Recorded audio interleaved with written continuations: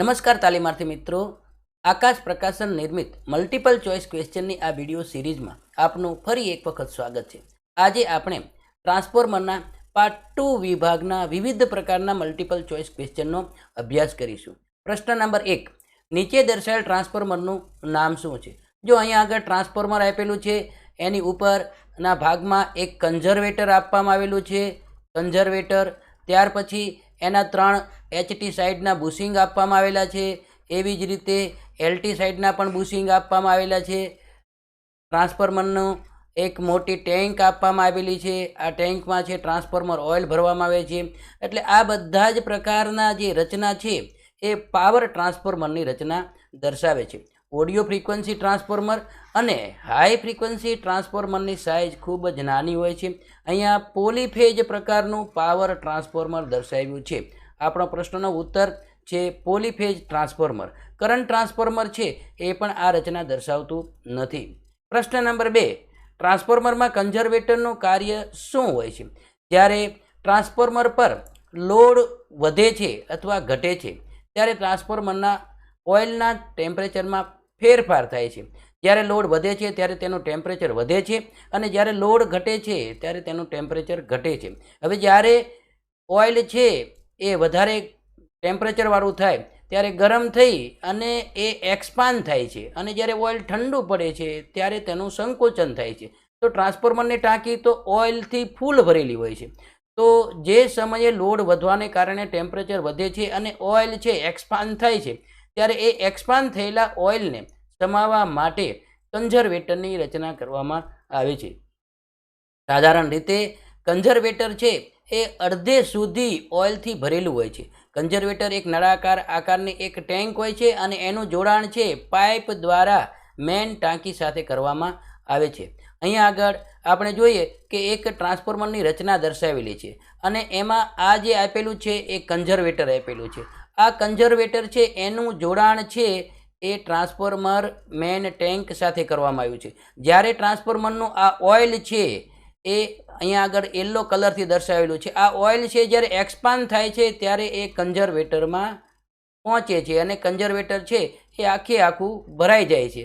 એવી જ રીતે જ્યારે ઓઇલ છે સંકોચન પામે ત્યારે વળી પાછું છે તે ટ્રાન્સફોર્મરની ટાંકીમાં ઓઇલ ચાલ્યું જાય છે। આવી રીતે લોડના ચઢાવ ઉતારના કારણે થતા ઓઇલના વિસ્તરણને ફેલાવાની જગ્યા પૂરી પાડે છે। એ આપણા પ્રશ્ન ટ્રાન્સફોર્મરમાં કન્ઝર્વેટરનું કાર્ય શું છે એના માટે સાચું છે। પ્રશ્ન નંબર 3, પાવર ટ્રાન્સફોર્મર સાથે લાગેલા બ્રીધર દ્વારા ભેજ કેવી રીતે નિયંત્રિત થાય છે? જો અહીંયા આગળ ટ્રાન્સફોર્મરની જે રચના આપેલી છે એમાં કન્ઝર્વેટરના ઉપરના ભાગમાંથી એક પાઇપ લીધેલી છે અને એ પાઇપને છે તે અહીંયા આગળ આ બ્રીધર નામનું યુનિટ છે એની સાથે જોડેલી છે। હવે જ્યારે ટ્રાન્સફોર્મરનું ઓઇલ છે એ વિસ્તરણ પામે છે ત્યારે આ જે કન્ઝર્વેટરમાં રહેલી હવા છે એ આ રસ્તેથી બ્રીધરના રસ્તેથી બહાર જાય છે। એવી જ રીતે જ્યારે ટ્રાન્સફોર્મરનું ઓઇલ સંકોચન પામે છે ત્યારે બહારની હવા છે એ બ્રીધર થઈ અને કન્ઝર્વેટરમાં થઈ અને ટ્રાન્સફોર્મરની ટાંકી સુધી પહોંચે છે। એટલે કે ટ્રાન્સફોર્મર હવા અંદર લે છે, ટ્રાન્સફોર્મર હવા બહાર કાઢે છે। આ પ્રકારની જે રચના છે, આ પ્રકારનું જે ટર્મ છે એને બ્રીધિંગ કહેવામાં આવે છે। એટલે કે ટ્રાન્સફોર્મર શ્વાસોશ્વાસની ક્રિયા કરે છે। હવે આ ક્રિયા દરમિયાન જો ભેજવાળું હવા છે એ જો ટ્રાન્સફોર્મરના ઓઇલની અંદર પહોંચે તો ટ્રાન્સફોર્મરનું ઓઇલ નુકસાન પામે છે। એટલા માટે અહીંયા આગળ એક બ્રીધરની રચના આપવામાં આવેલી છે। આ બ્રીધર છે એની અંદર કેલ્શિયમ ક્લોરાઇડ એટલે કે સિલિકા જેલ, જેનું ટ્રેડિશનલ નામ છે સિલિકા જેલ, આ સિલિકા જેલ ભરવામાં આવે છે। સિલિકા જેલ એક પ્રકારનો ક્રિસ્ટલ છે અને તે ભેજ શોષવાનો ગુણધર્મ ધરાવે છે। એટલે જ્યારે પણ આ રસ્તેથી ઓઇલમાં થઈ અને ભેજ અંદર પ્રવેશે છે ત્યારે હવા અંદર પ્રવેશે છે ત્યારે એ હવામાં રહેલો ભેજ છે એ અહીંયા આગળ સિલિકા જેલ છે એ રાખેલી હોય એમાંથી પસાર થાય છે અને સિલિકા જેલમાંથી પસાર થાય એટલે ભેજ છે એ બધો શોષાઈ જાય છે, એબ્ઝોર્વ થઈ જાય છે અને સૂકી હવા છે એ આ રસ્તે જઈ અને ટ્રાન્સફોર્મરમાં પહોંચે છે। એટલા માટે અહીંયા આગળ પ્રશ્ન આપવામાં આવેલું છે કે પાવર ટ્રાન્સફોર્મર સાથે લાગેલા બ્રીધર દ્વારા ભેજ છે એ કેવી રીતે નિયંત્રિત કરવામાં આવે છે? તો એનો જવાબ છે સિલિકા જેલનો ઉપયોગ કરવાથી. તાજી એટલે કે ફ્રેશ સિલિકા જેલનો કલર કેવો હોય છે? જો તાજી જે સિલિકા જેલ હોય છે એનો કલર છે એ બ્લુ કલરનો હોય છે. અહીંયા આગળ ગ્રીન આપ્યું છે, ખોટું છે. બ્લુ આપ્યું છે એ સાચું છે. ગ્રે અને યલો છે, બંને ખોટા છે. તાજી ફ્રેશ સિલિકામાંથી જો ભેજવાળી હવા પસાર કરવામાં આવે તો સિલિકાનો કલર છે એ પિંક થઈ જાય છે. એટલે આપણને એના ઓબ્ઝર્વેશન ઉપરથી ખબર પડે કે સિલિકા જેલ છે એ ભેજથી સંતૃપ્ત થઈ ગઈ છે, એટલે એમાં પુષ્કળ માત્રામાં ભેજ આવી ગયો છે. તો ફરી એને ગરમ કરી અને એમાંથી ભેજ દૂર કરી અને ફરી વખત એને વાપરી શકાય છે.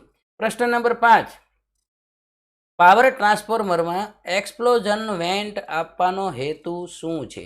પાવર ટ્રાન્સફોર્મરમાં પ્રેશર રિલીઝિંગ માટે એક્સપ્લોઝન વેન્ટ આપવામાં આવે છે. અહીંયા આગળ એક ટ્રાન્સફોર્મરની રચનામાં એક્સપ્લોઝન વેન્ટની રચના દર્શાવી છે. એક્સપ્લોઝન વેન્ટ છે એ એકચ્યુઅલમાં ટ્રાન્સફોર્મરની ટાંકી સાથે જોડેલો એક પાઇપ હોય છે અને આ પાઇપના છેડે એક ડાયાફ્રામ આપેલો હોય છે. અહીંયા આગળ જે ડાયાફ્રામ આપેલો હોય, ડાયાફ્રામ મીન્સ કે એક પ્રકારનો પાતળો પડદો, એલ્યુમિનિયમ અથવા તો કાચનો પડદો આપેલો હોય છે. જ્યારે કોઈ કારણસર ટ્રાન્સફોર્મરની અંદર પ્રેશર વધે, કોઈ ફોલ્ટ થાય, અર્થ ફોલ્ટ થાય, હેવી શોર્ટ સર્કિટ થાય કે કોઈ અન્ય કારણોસર જ્યારે ટ્રાન્સફોર્મરના ઓઇલનું ભયંકર હદે કદ વધે ત્યારે જે પ્રેશર ડેવલપ થાય છે એ પ્રેશરને રિલીઝ કરવા માટે જ્યારે ઓઇલ છે વધારે ગરમ થશે એટલે આ રસ્તે જઈ અને અહીંયાથી એનો જે ડાયાફ્રામ છે એ ઓછી સ્ટ્રેન્થ ધરાવતો હોય છે એટલે ફાટી જાય છે. કાચ હોય તો તૂટી જાય છે અને એલ્યુમિનિયમનો પડદો હોય તો ફાટી જાય છે. એટલે ઓઇલ છે એ આ રસ્તેથી બહાર નીકળી જાય છે અને ટ્રાન્સફોર્મર છે એ ફાટતું અટકાવે છે. જેમ કે આપણા ઘરની અંદર પ્રેશર કુકર હોય છે. પ્રેશર કુકરની અંદર એક સેફ્ટી વાલ્વ હોય છે. સેફ્ટી વાલ્વ પણ શું કરે છે કે જ્યારે એની ડિઝાઇન મુજબ કરતાં વધારે પ્રેશર છે એમાં ડેવલપ થાય ત્યારે સેફ્ટી વાલ્વ છે એ ત્યાંથી તૂટી જાય છે, એનો કાચ બ્રેક થઈ જાય છે અને અંદરનું પ્રેશર છે એ રિલીઝ થાય છે. એટલે સેમ એ જે કાર્ય છે એ અહીંયા આગળ ટ્રાન્સફોર્મરમાં એક્સપ્લોઝન વેન્ટ દ્વારા થતું હોય છે. એટલે કે અહીંયા આગળ આપણે જે પ્રશ્નનો ઉત્તર થાય છે એ પ્રેશર રિલીઝિંગ સિસ્ટમ છે. પ્રશ્ન નંબર 6, નીચે દર્શાવેલ ટ્રાન્સફોર્મરનો કયો ભાગ છે? જો આ ટ્રાન્સફોર્મરનો જે ભાગ આપેલો છે એ બુકોલ્જ રિલે છે. બુકોલ્જ રિલે. અહીંયા આગળ આપણને ઓપ્શનમાં આપેલું છે બ્રીધર આપેલું છે તો ખોટું છે, ટેપ ચેન્જર આપેલું છે તો ખોટું છે, એક્સપ્લોઝન વેન્ટ આપેલું છે પણ ખોટું છે. બુકોલ્જ રિલે એ ટ્રાન્સફોર્મરનો ભાગ છે. હવે બેઝિકલી બુકોલ્જ રિલે એ ટ્રાન્સફોર્મરની ઓવરલોડ અને શોર્ટ સર્કિટ સામે પ્રોટેક્શન પૂરું પાડતી પ્રોટેક્ટિવ ડિવાઇસ છે. એના બેઝમાં અથવા તો એની રચનામાં 2 ફ્લોટ આપેલા હોય છે. હવે એ ફ્લોટનું જોડાણ અહીંયા આગળ ઉપરનો ફ્લોટ અહીંયા આપેલો છે, ઉપરનો ફ્લોટ, અને અહીંયા આગળ આ જે આપેલો છે એ નીચેનો ફ્લોટ આપેલો છે. નીચેનો ફ્લોટ અથવા તો જેને આપણે મર્ક્યુરી કોન્ટેક્ટ પણ કહી શકીએ. જો અહીંયા આગળ આની અંદર મર્ક્યુરી આ સ્વિચ આપેલી હોય છે. આ મર્ક્યુરી સ્વિચની અંદર આવી રીતે પારો ભરેલો હોય છે. અહીંયા પણ છે મર્ક્યુરી સ્વિચમાં આવી રીતે પારો ભરેલો હોય. હવે સાધારણ સ્થિતિમાં આ બંને ફ્લોટ છે એ અહીંયા આકૃતિમાં દર્શાવ્યા મુજબના હોય છે.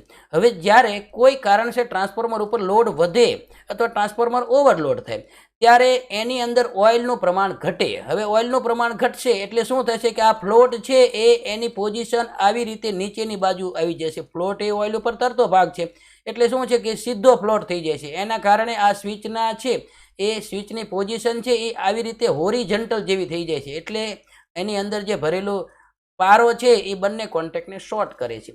ઇન શોર્ટ કે ઉપરનો જે ફ્લોટ આપેલો હોય છે જ્યારે ટ્રાન્સફોર્મરમાં ઓઇલનું લેવલ ઘટે છે ત્યારે કોન્ટેક્ટને ક્લોઝ કરે છે. હવે જ્યારે કોન્ટેક્ટને ક્લોઝ કરે છે ત્યારે શું થાય છે કે આ કોન્ટેક્ટ સાથે છે એક એલાર્મ સર્કિટ જોડેલી હોય છે, એલાર્મ સર્કિટ, અને આ એલાર્મ સર્કિટને બેટરી દ્વારા પાવર આપેલો હોય છે. આવી રીતે બેટરી દ્વારા એને પાવર આપેલો હોય છે. હવે એનો જે બેટરીનો બીજો છેડો છે એ અહીંયા આગળ બીજા કોન્ટેક્ટ સાથે આપેલો હોય છે.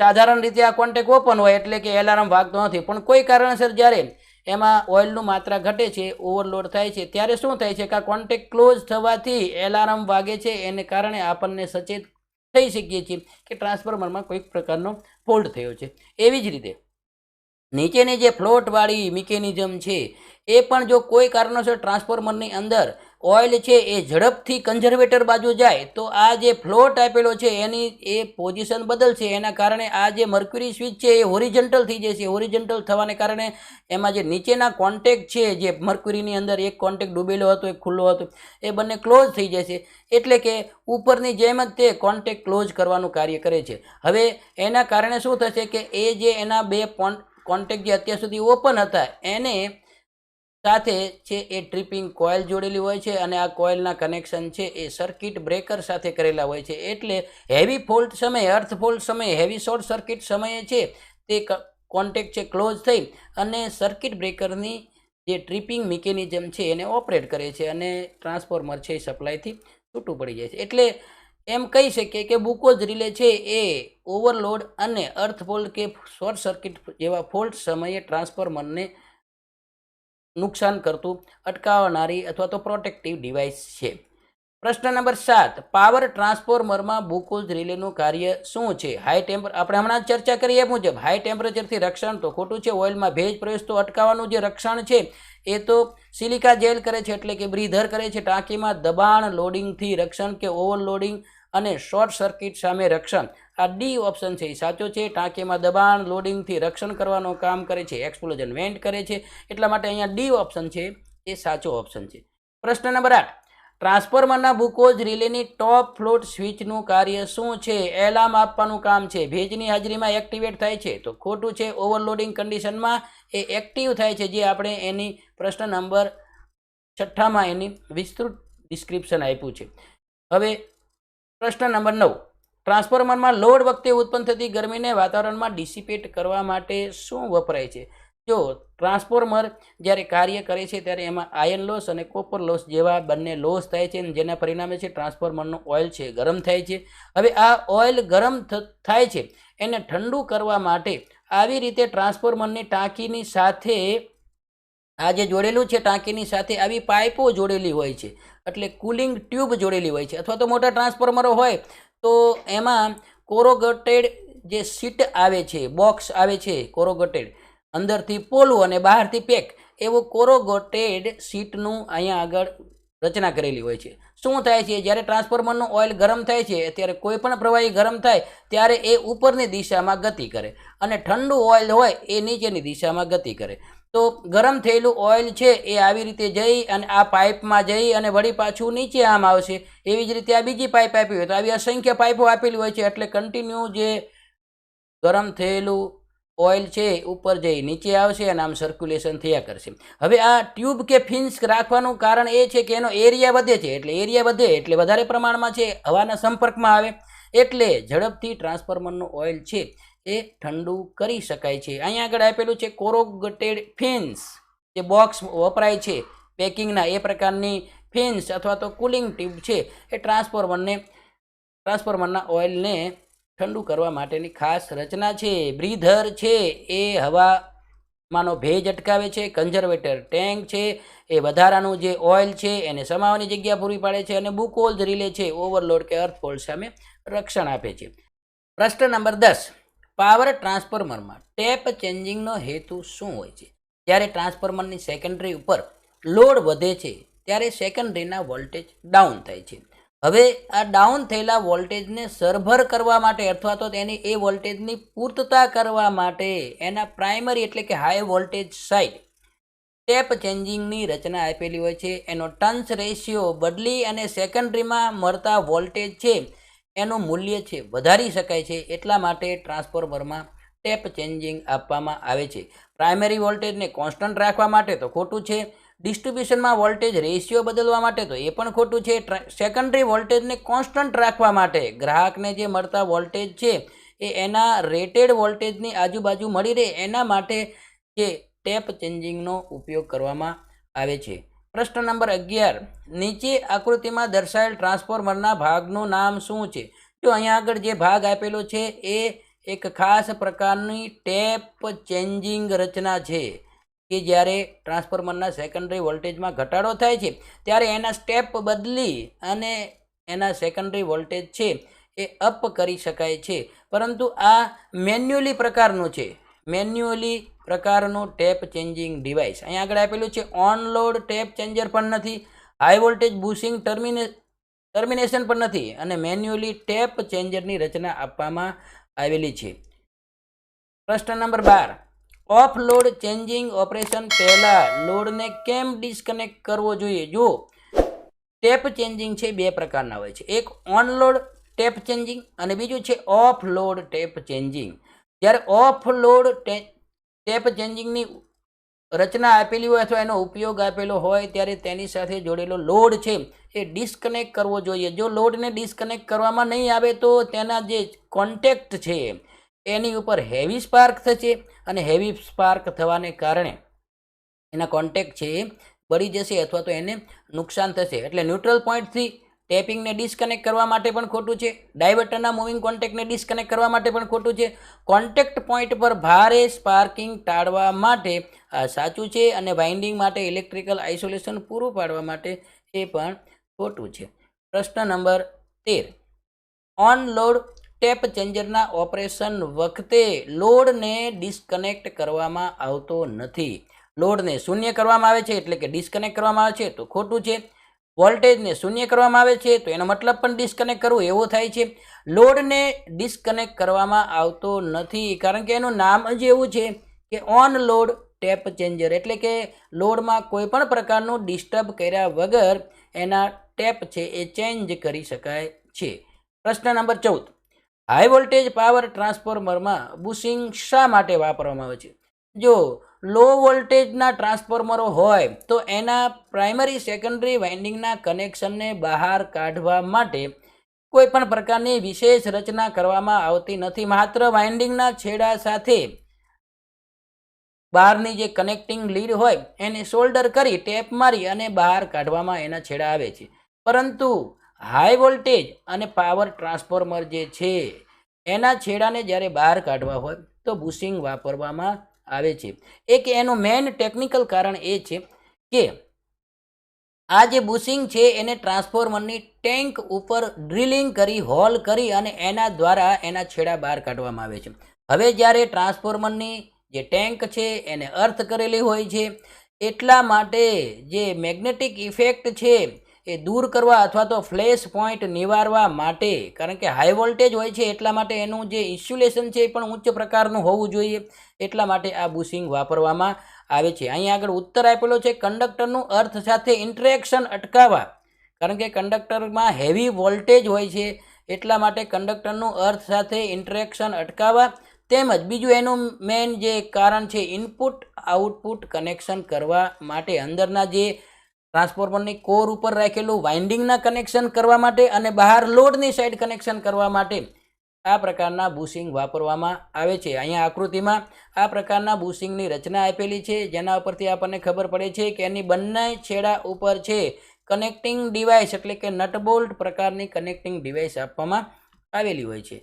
પ્રશ્ન નંબર 15, ટ્રાન્સફોર્મર બુશિંગ કયા મટીરિયલમાંથી બનાવવામાં આવે છે? સાધારણ રીતે કે મોટાભાગે ટ્રાન્સફોર્મર બુશિંગ છે એ પોર્સેલિન એટલે કે ચિનાઈ માટી જેવો જે ગ્લેઝી પ્રોડક્ટ આવે મટીરિયલ આવે એમાંથી બનાવવામાં આવે છે. પીવીસી પ્લાસ્ટિક એમાંથી બનાવવામાં આવતા નથી. બેકેલાઇટ છે વધારે પડતું ડક્ટાઇલ છે, એની મિકેનિકલ સ્ટ્રેન્થ છે એ બરડ છે, મિકેનિકલ સ્ટ્રેન્થ એની ઓછી છે, એટલા માટે ટ્રાન્સફોર્મરના બુશિંગ છે પોર્સેલિનમાંથી બનાવવામાં આવે છે.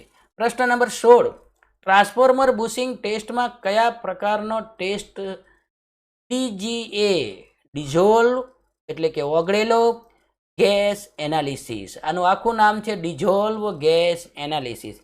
એકચ્યુઅલમાં ડિઝોલ્વ ગેસ એનાલિસિસ છે એ ટ્રાન્સફોર્મરના ઓઇલની અંદર કયા ગેસ કેટલા પ્રમાણમાં ડિઝોલ્વ થયેલા છે એને શોધવા માટે અથવા તો એના એનાલિસિસ કરવા ગણતરી કરવા માટે આ પ્રકારનો ટેસ્ટ કરવામાં આવે છે. પરંતુ અહીંયા પૂછવામાં આવ્યું છે કે બુશિંગ ટ્રાન્સફોર્મર બુશિંગ ટેસ્ટમાં એટલે જે બુશિંગની અંદર ઓઇલ વપરાણું હોય, ટ્રાન્સફોર્મર ઓઇલ વપરાણું હોય, કારણ કે બુશિંગ છે એમાં પણ એને ઇન્સ્યુલેશન સારું પૂરું પાડવા માટે એમાં એની આજુબાજુ જે છે એ કંડક્ટરની આજુબાજુ એમાં ઓઇલ ભરવામાં આવે છે. એટલે આવા ઓઇલ પ્રકારના જે બુશિંગ છે એના માટે આ પ્રકારનો DGA ટેસ્ટ કરવામાં આવે છે. પ્રશ્ન નંબર 17, ટ્રાન્સફોર્મરમાં કુલિંગનો હેતુ શું છે? ટ્રાન્સફોર્મર જ્યારે કાર્ય કરે છે ત્યારે તેની અંદર આયન લોસ થાય છે, તેની અંદર I²R જેટલો કોપર લોસ થાય છે, જેના પરિણામે ટ્રાન્સફોર્મરનું ઓઇલ છે એ ગરમ થાય છે. આ ગરમ થતું ઓઇલને ઠંડુ પાડવા માટે ટ્રાન્સફોર્મરનો કુલિંગ કરવામાં આવે છે. જો કુલિંગ કરવામાં ન આવે તો ટ્રાન્સફોર્મરનો મેઇન ભાગ કે જેને આપણે વાઇન્ડિંગ કહીએ છીએ, એ વાઇન્ડિંગ ઉપરનું જે ઇન્સ્યુલેશન છે એ ગરમ થઈ અને નબળું પડશે અને કોઈ એક સમય એવો આવશે કે જ્યારે ટ્રાન્સફોર્મરનું જે વાઇન્ડિંગ છે એ બળી જશે અથવા ડેમેજ થશે. એટલે આ ડેમેજ અટકાવવા માટે, વાઇન્ડિંગને ડેમેજથી અટકાવવા માટે ટ્રાન્સફોર્મરને સીધા મેઇન રીતે કુલિંગ કરવામાં આવે છે. એફિશિયન્સી વધારવા, વોલ્ટેજ રેગ્યુલેશન કરવા કે ટ્રાન્સફોર્મર ઓઇલનું આયુષ્ય વધારવા એ અહીંયા આગળ ઉત્તર એનો નથી. પ્રશ્ન નંબર 18, આકૃતિમાં દર્શાવેલ ટ્રાન્સફોર્મર કુલિંગની કઈ પદ્ધતિ છે અથવા તો કઈ પદ્ધતિથી કુલિંગ કરવામાં આવેલું છે? જો અહીંયા આગળ એક સાધારણ ટ્રાન્સફોર્મર દર્શાવવામાં આવેલું છે. ખાસ કરીને ડિસ્ટ્રીબ્યુશન પ્રકારનું જે ટ્રાન્સફોર્મર હોય, આપણા ઘરની આજુબાજુ જે થાંભલામાં H પોલ ઉપર જે લગાવેલું ટ્રાન્સફોર્મર હોય, એવા પ્રકારનું એક ટ્રાન્સફોર્મર અહીંયા આગળ દર્શાવવામાં આવ્યું છે. હવે આ ટ્રાન્સફોર્મરમાં એના ઓઇલને ઠંડુ કરવા માટેની કોઈ વિશેષ રચના આપવામાં આવી નથી. માત્ર કુલિંગ ફિન્સ આપેલી છે, કુલિંગ ટ્યુબ આપેલી છે. અહીંયા આગળ કુલિંગ પાઇપ આપેલી છે, એ જ એને ઠંડુ કરવા માટેની રચના છે. બીજું કે આ ટ્રાન્સફોર્મરની અંદર જે ઓઇલ છે એ કુદરતી રીતે, જેમ કે કોઈ પણ પ્રવાહી છે જ્યારે ગરમ થાય છે ત્યારે ઉપર જાય છે અને ઠંડુ પડે છે ત્યારે નીચે આવે છે. આપણે આપણા ઘરની અંદર સ્ટવ ઉપર મૂકેલી તપેલીમાં જોતા હશું કે જ્યારે આપણે પાણી ગરમ કરીએ છીએ અથવા ચાય બનાવીએ છીએ ત્યારે ઉભરો આવે છે. મીન્સ કે કોઈ પણ પ્રવાહી છે એને ગરમ કરીએ ત્યારે એને એક્સપાન્શન થાય છે, એનું કદ વધે છે અને એ ઉપરની બાજુ આવે છે. તો કુદરતી રીતે ટ્રાન્સફોર્મર છે એનું ઓઇલ આ રીતે સર્ક્યુલેશન થયા કરતું હોય છે. એટલે ઓઇલ નેચરલ પદ્ધતિથી ઓઇલ ઠંડુ થાય છે અને એની ઉપર એની જે ફિન્સ આપેલી છે, આ ફિન્સ ઉપર કોઈ પણ પ્રકારની હવા ફેંકવામાં આવી નથી. એટલે એર નેચરલ, એની ઉપર કુદરતી હવા જે આપાત થાય છે, પડે છે. એટલે કે એર નેચરલ, ઓઇલ નેચરલ એવી પદ્ધતિ અહીંયા આગળ દર્શાવવામાં આવેલી છે. એર નેચરલ, હવાથી ઠંડુ થાય છે, કુદરતી હવાથી, અને ઓઇલ નેચરલ એટલે કુદરતી ઓઇલના સિદ્ધાંત મુજબ, ગરમીના સિદ્ધાંત મુજબ જે સર્ક્યુલેશન થાય છે એ પદ્ધતિથી આ ટ્રાન્સફોર્મરની કુલિંગની પદ્ધતિ આપવામાં આવી છે. પ્રશ્ન નંબર 19, પોલ માઉન્ટેડ ડિસ્ટ્રીબ્યુશન ટ્રાન્સફોર્મરમાં કઈ કુલિંગ પદ્ધતિનો ઉપયોગ થાય છે? જે જસ્ટ હમણાં જ આપણે 18 નંબરના પ્રશ્નમાં વાત કરી, એર નેચરલ, ઓઇલ નેચરલ, એ પદ્ધતિનો ઉપયોગ કરી અને આ પ્રકારના ડિસ્ટ્રીબ્યુશન ટ્રાન્સફોર્મર જે આપણી શેરી મોહલ્લાની અંદર જે લાગેલા હોય છે, H પોલ ઉપર લાગેલા હોય છે, જેમાંથી 11 kVની લાઇનમાંથી આપણે 440 વોલ્ટેજ અથવા તો 230 વોલ્ટેજ આપણા ઘર માટે ઉપયોગ કરીએ છીએ. એ પ્રકારનું જે ટ્રાન્સફોર્મર છે, ડિસ્ટ્રીબ્યુશન ટ્રાન્સફોર્મર છે, અને અહીંયા આગળ આપેલું છે અને એ ઓઇલ નેચરલ, એર નેચરલના સિદ્ધાંત મુજબ કાર્ય કરતું અથવા ઠંડુ થતું હોય છે. Oil natural, air natural, D એ આનો સાચો ઉત્તર છે. પ્રશ્ન નંબર 20, ટ્રાન્સફોર્મર ઓઇલ કુલિંગની કઈ મેથડમાં ટ્રાન્સફોર્મરની સપાટી પર હવા ફેંકવામાં આવે છે? એની ટ્રાન્સફોર્મરની ઉપર ખાસ પ્રકારના પંખાની, એટલે સાદા પંખા જ હોય છે, પણ મિકેનિકલી ફેબ્રિકેશન કરીને એની ફિન્સ ઉપર, એની ટેન્ક ઉપર હવા વધારે ફેંકાય એ રીતે ફોર્સ થાય હવાનો, એ પ્રકારે એને પંખાની રચના કરેલી હોય છે, જેને કહેવામાં આવે છે એર બ્લાસ્ટ મેથડ. હવાને જોરથી સપાટી ઉપર આપાત કરવી, ફેંકવી, એર બ્લાસ્ટ પદ્ધતિ છે એ આ રીતે પંખાનો ઉપયોગ કરવામાં આવે છે. ફોર્સ્ડ ઓઇલ હોય તો એમાં ઓઇલના સર્ક્યુલેશન માટે એક ઓઇલ પંપ આપેલો હોય છે. એન્ડ વોટર કુલ્ડ હોય તો એક ખાસ પ્રકારનું રિએક્ટર જેવી રચના કરેલી હોય છે કે જેની અંદર છે ઓઇલ ફરતું હોય છે અને એની ટ્યુબની બહારની બાજુ ઠંડુ પાણી રેડવામાં આવે છે, જેથી કરીને ઓઇલ છે એ ખૂબ જ ઝડપથી છે ઠંડુ પડે છે. Oil and water cooled method છે એ પણ અહીંયા આગળ ખોટું છે અને ઓઇલ બ્લાસ્ટ મેથડ છે પણ એ ખોટું આપેલું છે. પ્રશ્ન નંબર 21, સિન્થેટિક લિક્વિડ ટ્રાન્સફોર્મર ઓઇલનો ઉપયોગ ક્યાં થાય છે? ટ્રાન્સફોર્મરના ઇન્સ્યુલેશન માટે અને કુલિંગ પર્પઝ માટે ઓઇલ છે ટ્રાન્સફોર્મરના બે પર્પઝ માટે વાપરવામાં આવે છે. એક કુલિંગ માટે વાપરવામાં આવે છે અને બીજું ઇન્સ્યુલેશન માટે પણ વાપરવામાં આવે છે. આ ઓઇલ છે એ જનરલી બે પ્રકારના હોય છે. એક જે ઓઇલ છે એને મિનરલ ઓઇલ કહેવામાં આવે છે, ખનિજ તેલ, મિનરલ ઓઇલ, અને બીજું જે ઓઇલ છે એને કહેવામાં આવે છે સિન્થેટિક ઓઇલ. હવે જે આ મિનરલ ઓઇલ છે એ નાના ટ્રાન્સફોર્મર માટે વાપરવામાં આવે છે, કારણ કે જો એનું ટેમ્પરેચર ઘણું બધું વધે તો એ સળગી શકે તેવો ગુણધર્મ ધરાવે છે. એટલે નાના ટ્રાન્સફોર્મર માટે છે એ આ પ્રકારનું મિનરલ ઓઇલ વાપરવામાં આવે છે. પરંતુ મોટા ટ્રાન્સફોર્મરો અથવા તો હેઝાર્ડસ એરિયા હોય, ફ્લેમ પ્રૂફ એરિયા હોય કે જ્યાં આગળ સેફ્ટી પોઈન્ટ ઓફ વ્યૂ છે એ વધારે સાવચેતીની જરૂરિયાત રાખવી પડતી હોય તો એવી જગ્યાએ છે સિન્થેટિક ઓઇલ વાપરવામાં આવે છે. સિન્થેટિક ઓઇલ પણ ટ્રાન્સફોર્મરમાં મિનરલ ઓઇલની જેમ બે જ કાર્યો કરે છે, પરંતુ એના બે પ્રકાર હોય છે. એક જે છે એ સિલિકોન બેઝ હોય છે, સિલિકોન બેઝ ઓઇલ, અને બીજું છે હાઇડ્રોકાર્બન બેઝ. હાઇડ્રોકાર્બન બેઝ આ બે પ્રકારના ઓઇલ છે સિન્થેટિક ઓઇલ વાપરવામાં આવે છે. સિલિકોન ઓઇલ છે એ લો ઇન્ફ્લેમેબલ છે, એટલે કે ઓછી આગ પકડે તેવું હોય છે, અને હાઇડ્રોકાર્બન બેઝ છે એ બિલકુલ આગ પકડતું નથી. એટલા માટે જ્યાં જરૂરિયાત હોય ત્યાં પ્રકારે આ સિન્થેટિક ઓઇલ છે એ વાપરવામાં આવે છે. અહીંયા આગળ જનરેટિંગ સ્ટેશન આપેલું છે, જનરેટિંગ સ્ટેશન ટ્રાન્સફોર્મર એ પણ ખોટું છે, પ્રાઇમરી સબસ્ટેશન ટ્રાન્સફોર્મર એ પણ ખોટું છે. રિફાઇનરી એન્ડ હેઝાર્ડસ લોકેશન જ્યાં આગળ હોય ત્યાં આગળ આ પ્રકારનું સિન્થેટિક ઓઇલ વાપરવામાં આવે છે. પ્રશ્ન નંબર 22, નીચેની આકૃતિમાં ટ્રાન્સફોર્મરનો કયો ટેસ્ટ દર્શાવ્યો છે? આ જે ટેસ્ટ છે એને કહેવામાં આવે છે ક્રેકલ ટેસ્ટ. ક્રેકલ ટેસ્ટ દર્શાવવામાં આવેલો છે. ક્રેકલ ટેસ્ટ અહીંયા આગળ સીમાં જે આપેલો છે એ ટેસ્ટ દર્શાવવામાં આવેલો છે. શું એકચ્યુઅલમાં ક્રેકલ ટેસ્ટ મીન્સ શું?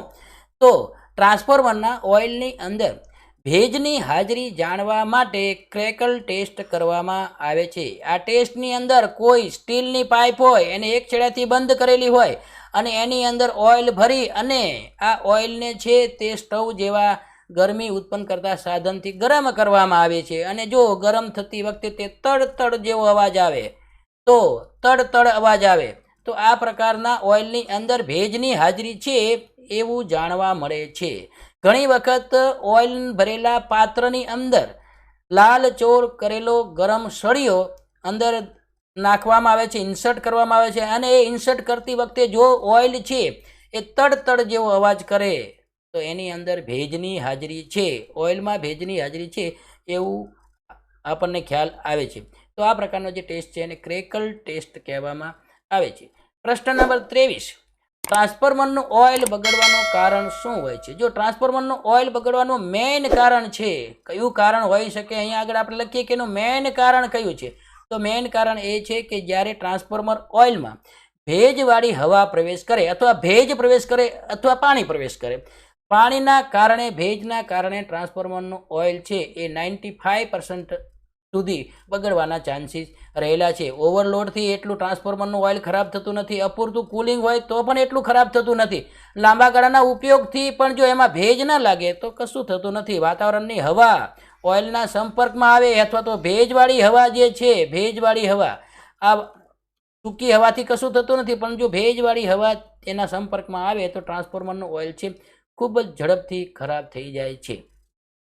પ્રશ્ન નંબર 24, આકૃતિમાં દર્શાવેલ ટ્રાન્સફોર્મરના કનેક્શનનું નામ શું છે? જો સાધારણ રીતે 3 ફેઝ ટ્રાન્સફોર્મરના 5 પ્રકારના કનેક્શન છે એ વધારે ઉપયોગી છે.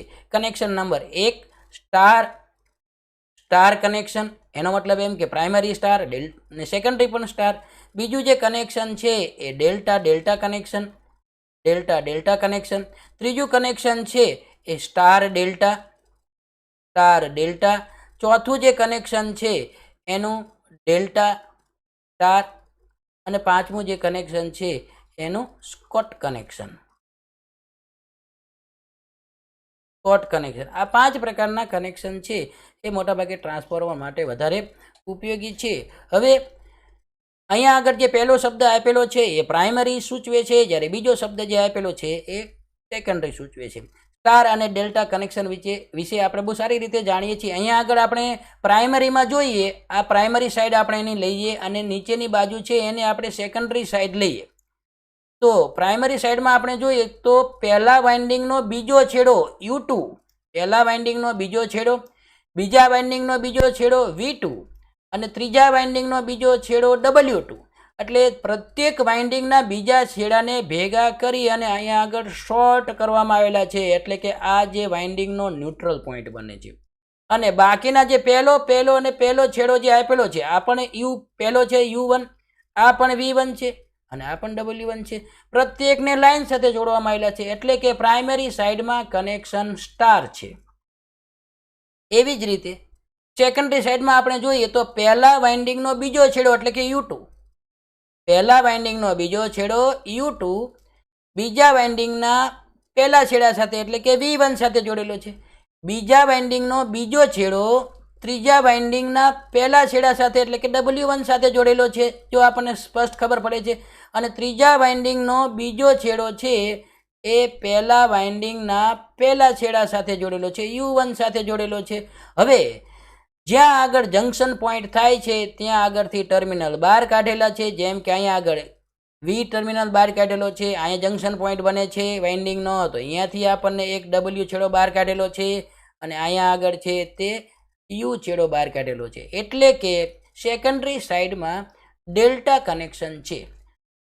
અહીંયા આપણે એવું કહી શકીએ કે આકૃતિ અહીંયા આગળ આપણે ઓપ્શનમાં આપેલું છે સ્ટાર ડેલ્ટા, પ્રાઇમરીમાં સ્ટાર છે અને સેકન્ડરીમાં ડેલ્ટા કનેક્શન છે. પ્રશ્ન નંબર 25, આકૃતિમાં ટ્રાન્સફોર્મરના કયા કનેક્શન દર્શાવવામાં આવેલા છે? ઘણા પ્રેક્ટિકલ લોડ એવા હોય છે જેમ કે ફર્નેસ, જેમ કે 2 ફેઝ વેલ્ડિંગ મશીન. તો આ પ્રકારના વેલ્ડિંગ મશીનની અંદર અથવા આ પ્રકારની ફર્નેસની અંદર 2 ફેઝ સપ્લાયની જરૂરિયાત ઊભી થાય છે. તો 3 ફેઝમાંથી 2 ફેઝમાં કન્વર્ઝન કરવા માટે ખાસ પ્રકારનું એક કનેક્શન વપરાય છે જેને કહેવામાં આવે છે સ્કોટ કનેક્શન. અહીંયા આકૃતિમાં એક ટ્રાન્સફોર્મરના સેન્ટર ટેપનો ઉપયોગ કરી અને 3 ફેઝને 2 ફેઝમાં ફેરવવા માટેની સર્કિટ આપવામાં આવી છે. સ્કોટ કનેક્શન છે એ આપણા માટે સાચો ઉત્તર છે. પ્રશ્ન નંબર 26, સ્કોટ કનેક્શનનો ઉપયોગ શું છે? હમણાં જ આપણે જસ્ટ ચર્ચા કરી કે 3 ફેઝમાંથી 2 ફેઝમાં રૂપાંતર કરવા માટે, જેમ કે ખાસ કરીને ફર્નેસ માટે છે, ખાસ કરીને વેલ્ડિંગ મશીન માટે છે કે અન્ય કારણો અન્ય ઉપયોગ માટે આ પ્રકારના સ્કોટ કનેક્શનનો ઉપયોગ કરવામાં આવે છે. પ્રશ્ન નંબર 27, શા માટે ડિસ્ટ્રીબ્યુશન ટ્રાન્સફોર્મર સામાન્ય રીતે પ્રાઇમરી ડેલ્ટામાં અને સેકન્ડરી સ્ટારમાં જોડવામાં આવે છે? ડિસ્ટ્રીબ્યુશન ટ્રાન્સફોર્મરમાં ફીડરમાંથી સપ્લાય મેળવવામાં આવે છે. 11 kVનું જે ફીડર હોય એમાંથી સપ્લાય મેળવી અને ડિસ્ટ્રીબ્યુશન ટ્રાન્સફોર્મરને આપવામાં આવે છે.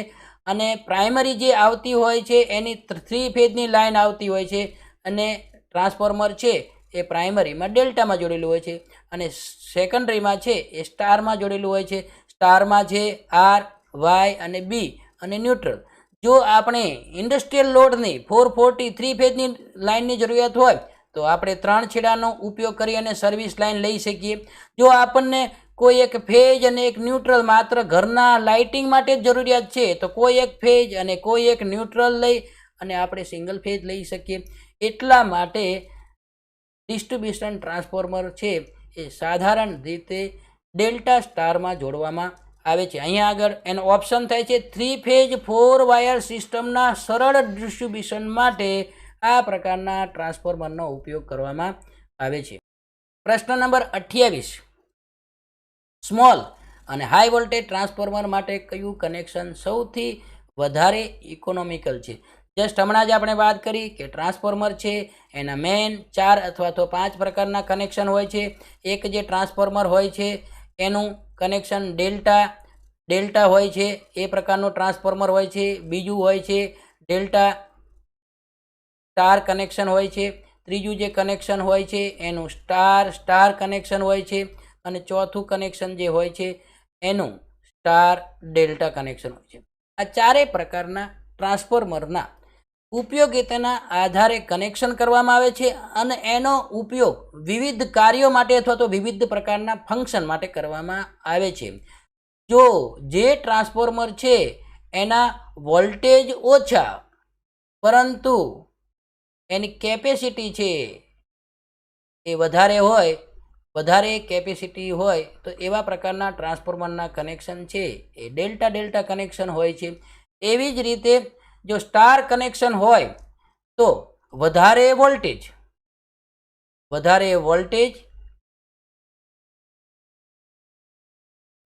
વોલ્ટેજ અને ઓછી કેપેસિટી. આ પ્રકારના જે ટ્રાન્સફોર્મર છે એના કનેક્શન ડેલ્ટા ડેલ્ટા હોય છે. જ્યારે જનરેટિંગ સ્ટેશનમાં ઉત્પન્ન થયેલા 3 ફેઝ આલ્ટરનેટરમાંથી જે વોલ્ટેજ ઉત્પન્ન થાય છે અને 3 ફેઝ આલ્ટરનેટર છે સ્ટારમાં જોડેલું હોય છે, એટલે કે એવા જનરેટિંગ સ્ટેશનના ટ્રાન્સફોર્મરમાં વધારે વોલ્ટેજને સ્ટેપ અપ કરવા માટે ટ્રાન્સમિશન પર્પઝ જીટી છે જનરેટિંગ ટ્રાન્સફોર્મર એના કનેક્શન છે, અથવા તો જીટી છે અથવા તો એનાથી આગળ મોટા જે સબસ્ટેશન હોય કે જ્યાં આગળ હાઈ વોલ્ટેજ છે એ સ્ટેપ અપ કરવાના હોય સબસ્ટેશનમાં, આ પ્રકારના કનેક્શનવાળા ટ્રાન્સફોર્મર છે એ ઉપયોગ કરવામાં આવે છે. રહી વાત ચોથા પ્રકારનું ટ્રાન્સફોર્મર કે જે ડેલ્ટા સ્ટાર કનેક્ટ કરેલું હોય છે.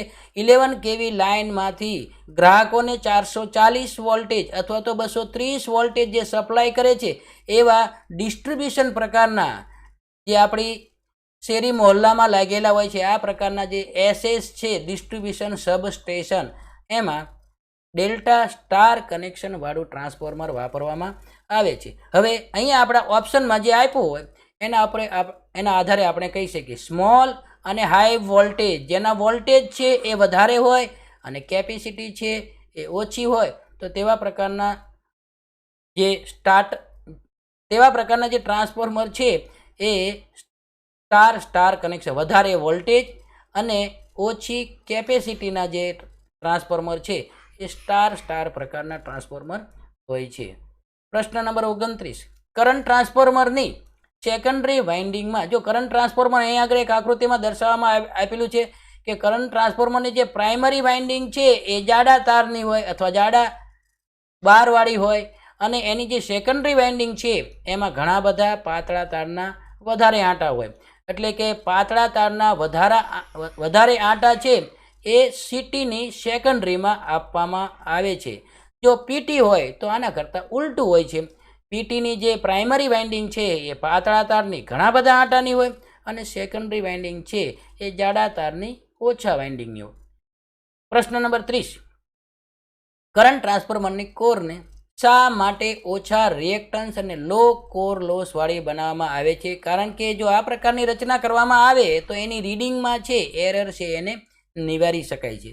પ્રશ્ન નંબર 31, રિંગ ટાઈપ ટ્રાન્સફોર્મરનો ઉપયોગ શું છે? રિંગ ટાઈપ ટ્રાન્સફોર્મરનો મતલબ થાય છે આ એક કરંટ ટ્રાન્સફોર્મર છે, ઇન્સ્ટ્રુમેન્ટ ટ્રાન્સફોર્મર છે, અને ઇન્સ્ટ્રુમેન્ટ ટ્રાન્સફોર્મર છે એનો ઉપયોગ છે, સીટીનો ઉપયોગ છે હાઈ વોલ્ટેજ સર્કિટમાંથી વધારે માત્રામાં વહેતો કરંટને માપવા માટે, એટલે કે હાઈ કરંટ માપવા માટે એનો ઉપયોગ થાય છે. અહીંયા આગળ ઓપ્શન આપેલું છે હાઈ કરંટ મેઝરમેન્ટ માટે રિંગ ટાઈપ ટ્રાન્સફોર્મરનો ઉપયોગ થાય છે. અહીંયા રિંગ ટાઈપ ના આપ્યું હોય અને એમ આપેલું હોય કે સીટીનો ઉપયોગ શું થાય છે, તો પણ આપણો ઓપ્શન છે હાઈ કરંટ મેઝરમેન્ટ માટે થાય છે એવો.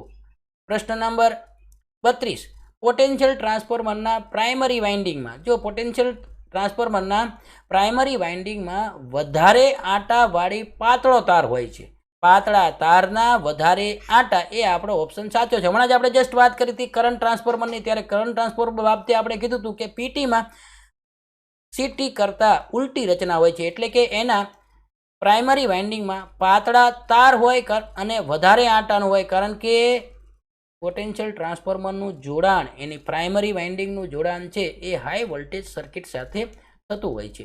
પ્રશ્ન નંબર 33, પોટેન્શિયલ ટ્રાન્સફોર્મરમાં રીડિંગમાં ઉદ્ભવતી એરરને કેવી રીતે ઘટાડી શકાય? તો એનો આન્સર છે સારી ક્વોલિટીનું કોર મટીરિયલ જો વાપરવામાં આવે તો એના રીડિંગમાં ઉદ્ભવતી એરરને ઘટાડી શકાય છે. પ્રશ્ન નંબર 34, કયા પ્રકારનું ટ્રાન્સફોર્મર હાઈ ફ્રીક્વન્સી એપ્લિકેશન માટે વપરાય છે? જો અહીંયા આગળ એક ટ્રાન્સફોર્મર આપવામાં આવેલું છે અને એનો જે કોર છે, આ કોર એ ફેરાઇટ કોર આપવામાં આવેલું છે, ખાસ પ્રકારનો મેગ્નેટિક મટીરિયલ, આયન પ્રકારનો મેગ્નેટિક મટીરિયલ. એના કોર ઉપર છે તે આવું બોબિન આપવામાં આવેલું છે અને આ બોબિન ઉપર છે વાઇન્ડિંગની કોઇલો બેસાડવામાં આવેલી છે. તો અહીંયા ઉત્તર થાય છે ફેરાઇટ કોર ટ્રાન્સફોર્મરનો ઉપયોગ છે એ હાઈ ફ્રીક્વન્સી એપ્લિકેશન માટે થાય છે.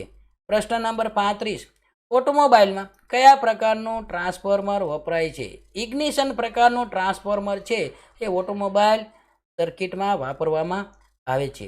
પ્રશ્ન નંબર 36, કયા ટ્રાન્સફોર્મરના સેકન્ડરી વોલ્ટેજ પ્રાઇમરી વોલ્ટેજની બરાબર હોય છે? અત્યાર સુધી આપણે એવું સમજતા હતા કે ટ્રાન્સફોર્મર છે કાં તો વોલ્ટેજ સ્ટેપ અપ કરવાનું કામ કરે અથવા તો સ્ટેપ ડાઉન કરવાનું કામ કરે, પરંતુ ટ્રાન્સફોર્મરનો એક ખાસ પ્રકાર છે, એ ટ્રાન્સફોર્મરને આઇસોલેશન ટ્રાન્સફોર્મર કહેવામાં આવે છે. Isolation transformer. હવે આઇસોલેશન ટ્રાન્સફોર્મરમાં શું હોય? પ્રાઇમરી વાઇન્ડિંગના જે આંટા છે એના બરાબર સેકન્ડરી વાઇન્ડિંગના આંટા થાય છે. પ્રાઇમરીનો જે તાર હોય છે એનો ગેજ છે, પ્રાઇમરીનો તારનો ગેજ એટલા જેટલો જ તે સેકન્ડરી વાઇન્ડિંગ છે, સેકન્ડરી વાઇન્ડિંગ એનો ગેજ હોય છે. અને આંટા પણ સરખા, ગેજ પણ સરખો, પ્રાઇમરીના જેટલા વોલ્ટેજ હોય છે એટલા જ સેકન્ડરીના વોલ્ટેજ હોય છે. તો આપણને એમ પ્રશ્ન થાય, તો પછી ટ્રાન્સફોર્મરનું કાર્ય શું? વોલ્ટેજ પણ સરખા છે, તારની સંખ્યા પણ સરખી છે, ગેજ પણ સરખો છે, તો વોલ્ટેજ આવા પ્રકારના ટ્રાન્સફોર્મરનું કાર્ય શું? પરંતુ એક ખાસ પ્રકારનું જે ટ્રાન્સફોર્મર છે એને આઇસોલેશન ટ્રાન્સફોર્મર કહેવામાં આવે છે. આ આઇસોલેશન ટ્રાન્સફોર્મર છે એ સેકન્ડરી સર્કિટને પ્રાઇમરી સર્કિટથી આઇસોલેટ કરે છે. હવે એક સાદા ઉદાહરણથી આપણે એવું સમજવું હોય કે અહીંયા આગળ એક આઇસોલેશન ટ્રાન્સફોર્મર રાખવામાં આવેલું છે. અહીંયા એક ટ્રાન્સફોર્મર છે, એની આ પ્રાઇમરી વાઇન્ડિંગ આપેલી છે અને આ એક બીજું એ જ ટ્રાન્સફોર્મરની સેકન્ડરી વાઇન્ડિંગ અહીંયા આગળ આપવામાં. બંનેમાં વોલ્ટેજ જો આપણે પ્રાઇમરીમાં 240 વોલ્ટેજ આપશું તો સેકન્ડરીમાં પણ આપણને 240 વોલ્ટેજ મળશે. સાધારણ રીતે ટ્રાન્સફોર્મરના જે એક છેડો છે એ અર્થ કરવામાં આવે છે. હવે જો આ છેડો અર્થ કરવામાં આવે છે એટલા માટે અહીંયા પણ ટ્રાન્સફોર્મરનો આ છેડો છે એ અર્થ કરવામાં આવે છે. સાધારણ ટ્રાન્સફોર્મરની વાત કરીએ, આ આઇસોલેશન ટ્રાન્સફોર્મરની વાત નથી, સાધારણ ટ્રાન્સફોર્મરની વાત છે, સ્ટેપ અપ કે સ્ટેપ ડાઉન પ્રકારનું. તો શું થાય કે જ્યારે આપણે આ તારને એને અડીએ તો આપણા શરીરમાંથી કરંટ વહી અને આમ સર્કિટ પાથ પૂરો કરશે, એટલે આપણને શોક લાગે છે. પરંતુ જે આઇસોલેશન ટ્રાન્સફોર્મર છે એ પ્રાઇમરી વાઇન્ડિંગથી આઇસોલેટ હોય છે, એટલા માટે એની સેકન્ડરી સાઈડમાં છે એને અર્થ કરવામાં આવતું નથી.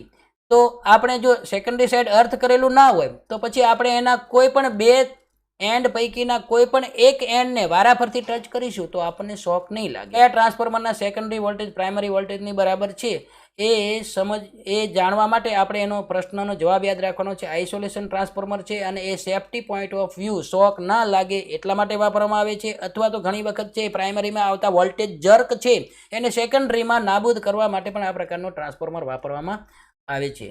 પ્રશ્ન નંબર 37, મધ્યમ અને ઉચ્ચ વોલ્ટેજ ટ્રાન્સફોર્મર માટે સેલ પ્રકારની કોર કેમ વપરાય છે? જો સેલ પ્રકારની કોર વાપરવામાં આવે તો એના એક જ લીંબ ઉપર બે પ્રાઇમરી અને સેકન્ડરી વાઇન્ડિંગ બેસાડવામાં આવે છે. કોરની નજીક લો વોલ્ટેજ વાઇન્ડિંગ બેસાડવામાં આવે છે અને કોરની બહારની સાઈડમાં છે તે high voltage winding insulation purpose માટે રાખવામાં આવે છે.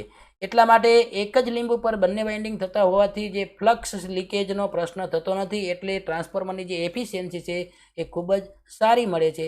એટલા માટે ફ્લક્સનું લીકેજ ઘટાડવા માટે આ પ્રકારના ટ્રાન્સફોર્મરનો ઉપયોગ થતો હોય છે. Thank you.